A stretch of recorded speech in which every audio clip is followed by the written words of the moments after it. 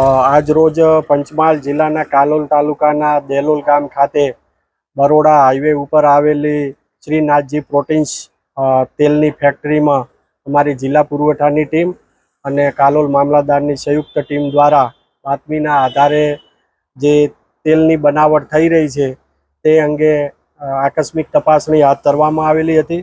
આ તપાસણી દરમિયાન જે મિલ માલિક છે અનીશભાઈ એસ ચુડેસરા તથા ઠક્કર જેમનભાઈ તેઓ અહીંયા હાજર જણાયેલ નથી, પરંતુ અહીંયા જે સંચાલક કરે છે તેમને હાજર રાખી અને તપાસણી કરતાં અનધિકૃત જે જથ્થો મળી આવેલો છે જેમાં કોઈ ખરીદીના બિલો નિભાવેલા નથી, સ્ટોક પત્રક પણ રજૂ કરેલ નથી, વેચાણ પત્રક અને વેચાણના બિલો પણ રજૂ કરેલ નથી।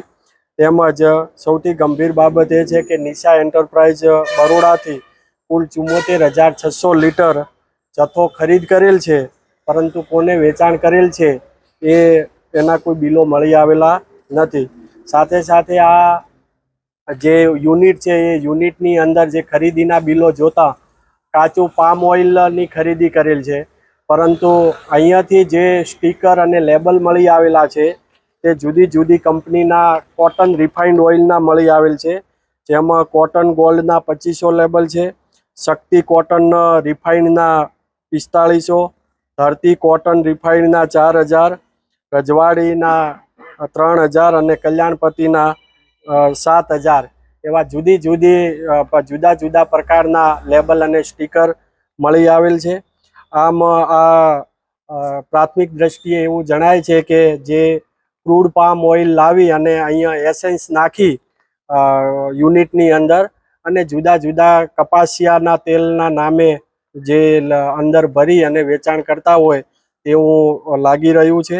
આમ આ યુનિટની અંદરથી જે ભરેલા ડબ્બા મળી આવેલા છે એમાં રાણી કપાસિયા તેલના લેબલ મળી આવેલ છે, જે વાસ્તવમાં પામ ઓઇલ છે।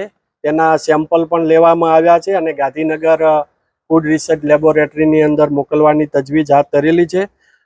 તેલના 15 kgના 19 ડબ્બા, ખાલી ડબ્બા 2000 મળી આવેલ છે।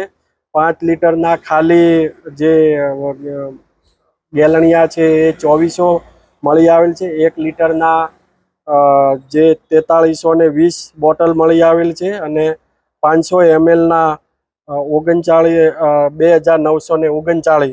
આમ કુલ મળીને 2 લાખનો જે મુદ્દામાલ છે એ મળી આવેલ છે અને આ તમામે તમામ જે અનધિકૃત અને બિનહિસાબી જથ્થો હોય તેને સીઝ કરવામાં, જપ્ત કરવામાં આવેલ છે અને આગળની કાયદેસરની કાર્યવાહી હાથ ધરવામાં આવેલ છે।